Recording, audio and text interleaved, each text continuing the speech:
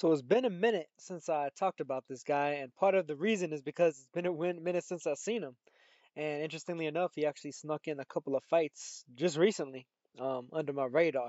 I actually guessed there wasn't any footage uploaded of these particular couple of fights, but the fighter I'm speaking about right now is Saenganan Sithsaithong, aka Teranan Matsali. Teranan Matsali is his birth name. Saenganan Sithsaithong is his basically his professional boxing name, his stage name, as it were, over there in Thailand.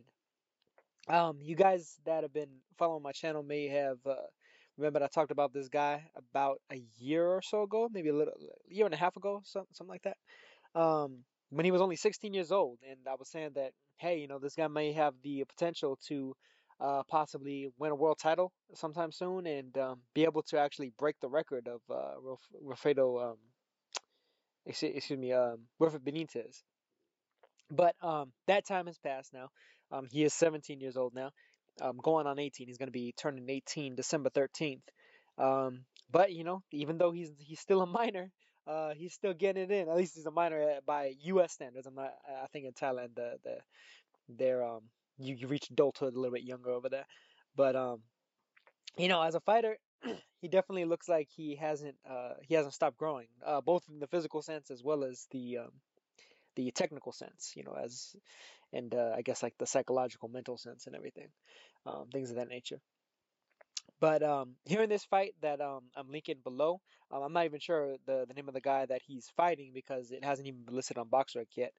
I've noticed that this a lot of times Thai TKO, the particular channel that I'm linking the video from, a lot of times they'll upload the fights before BoxRec even is able to keep record of them, But that's just kind of the way that it goes in the wild west of professional boxing in Thailand as it stands. But a fight ago, Saenganan actually managed to become the new WBC Asian Boxing Council silver bantamweight champion. It's a mouthful, of course, because he's basically the second. He's like the second-rated guy for a a minor title as it stands. Um, but at the very least, it means that he's very highly ranked by the WBC. I had previously mentioned before the fact that, I thought there was the potential for him to maybe win a title specifically against the then WBO champion. His name escapes me for the moment. Who's another fighter from Thailand, who has since, of course, he missed weight, and Zlang Tete wound up fighting for and winning the vacant title for the WBO bantamweight division. But since then, since I first previewed him, the bantamweight division has heated up a little bit more. So, I mean, of course, you have Luis Neri, but he has his his potential issues with testing positive. Although the WBC is standing behind him as it stands, so I guess they very much are in line with the belief of the tainted meat excuse. Whether it's valid or not. So him and Yamanaka are probably going to be tied up for the time being in the near future. The WBA and the IBF are both owned by Ryan Burnett, who's also another relative kind of newbie on the scene. He just came off a couple of good wins. Of course, the first one over Lee Haskins for the IBF belt, and then he just unified, of course, against Zanat Zakianov. And what wasn't necessarily a great fight aesthetically speaking, but was at the very least a competitive fight in the general sense. Although Ryan Burnett, as potentially, I guess, inexperienced in the general sense as he is. I mean, his experience just in the last couple of fights completely dwarfs somebody like Saenganan. But not to get too far away from the main kind of purpose and focus of this video. Just wanted to basically like give an update on this man, Saenganan Sithsaithong. I still definitely think that he's a fighter to be looking out for. He has his high ranking now.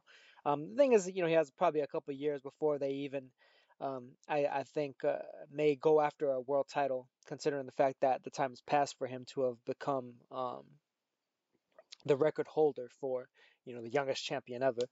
Um, but there is still the possibility that he could, get some other record, maybe even the youngest bantamweight title holder. I'm gonna actually have to look that up specifically, like who's the youngest ever bantamweight champion. Um, amongst other things, probably the youngest Thai champion. Although maybe not, because I mean, there's been there's been a few pretty young Thai world champions. Guys 18, 19 years old, and they're already at the very least world titleists, if not like a full like recognized champion. As there's another fighter that's his name is escaping me for the moment. He was a flyweight champion. He just fought Kazuto Yoka about a what was that? Just this past year. I can't think of his name off the top of my head though. For whatever reason, beat Gregorio Lebron. What the hell was his name? Yatana Kainsa. Yatana Kainsa. That's what his name was. He was a world champ. He was the WBA regular champ. Or was it the interim? It was either regular or interim. Um, but he was only 18. So, considering somebody like him, who I don't even necessarily think as highly of in terms of his skills and abilities as I do with Saenganan. I know he's a fighter that he looks like he's still working out some things. Like still, I mean, shit, even getting his not even his grown man strength, but his adult strength under him as it stands. His adolescent strength. He's getting his adolescent strength right now. He's still even growing. Just the fact that Boxrec even lists him at 5'2", but that was back in 2013 when he was what 13 years old. So he's definitely grown since then. So I think it's one of those cases where he may have another year or two to grow still, like in the physical sense, because just eyeballing it, he looks about 5'7" to me. Um, and he definitely looks a little bit leaner than he had when I first previewed him, where he was still at bantamweight, but he looked a little bit more chubby. Like it's just it's a difference of some of that fat, some of that baby fat turns to muscle. They're just going through puberty essentially. You know what I mean? So it's not necessarily something that you could really entirely criticize the man for, considering he's barely a man, if that. Depending on your definition there. But he's a good fighter. Works off the jab reasonably well. Has pretty good counter punching. I think he utilizes distance extremely well for somebody his age. He looks like a seasoned pro in there. He's fighting these guys in their early to mid 20s, and pretty much handling them with ease. And like handling them with class. Like a true kind of boxing scholar, as it were. Somebody that's really kind of studied angles and timing and things of that nature in order to properly place his punches and basically stay ahead of the game. Beat his opponents to the punch. Do some pretty good damage a little bit. Mix it up a little to the body as well as to the head. Not necessarily being just a head hunter. He's not necessarily a knockout artist. Only 7 knockouts and 18 knockouts, but I mean just the fact that he even has a few knockouts, I think, is almost like a miracle unto itself, considering the fact that he was basically a boy fighting men. Um, but he's a good fighter. I'm looking forward to see what they have in store for him in the future. With fighters from Thailand, it tends to be kind of a mixed bag. Sometimes you'll get guys that are really rushed and they shoot up the rankings and they get pretty much thrown in the deep end from the jump, from the word go. And then you got guys that are very, very heavily seasoned, against, quote unquote pro debutants, that guys that are supposedly making their pro debut, but they've potentially fought under aliases or at the very least have otherwise at least had a history in combat sports, whether it was Muay Thai or MMA or what have you. But yeah, I mean that's pretty much all I got to say about it. Check out the link below. Good use of about a dozen or so minutes of your time.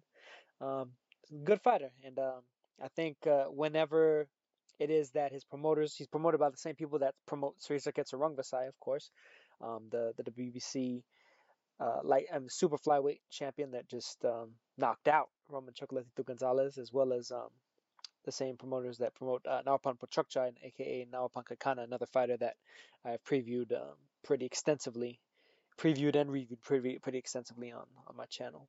So, he's a guy that to me, just eyeballing it, considering bantamweight, I think has gotten a kind of a quality upgrade, probably just within the last 6 months or so, 6 months to the last 10 months, pretty much this year, um, with some of the fighters that have kind of emerged, as well as the fact that super flyweight, a lot of the super flyweight top guys, Naoya Inoue and Srisa Kid himself, and even Carlos Cuadras could very well, I think, translate up to bantamweight as well.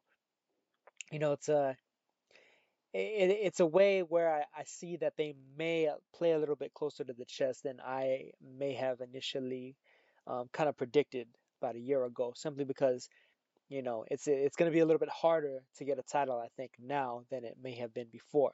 Um, and who knows? I mean, Saenganan may even outgrow 118 within the near future, considering his age and the fact that he's physically grown since I even first started talking about him. But I guess we'll see what happens for him. So that's all I got to say on this one, and I will catch you guys in the next one. Peace.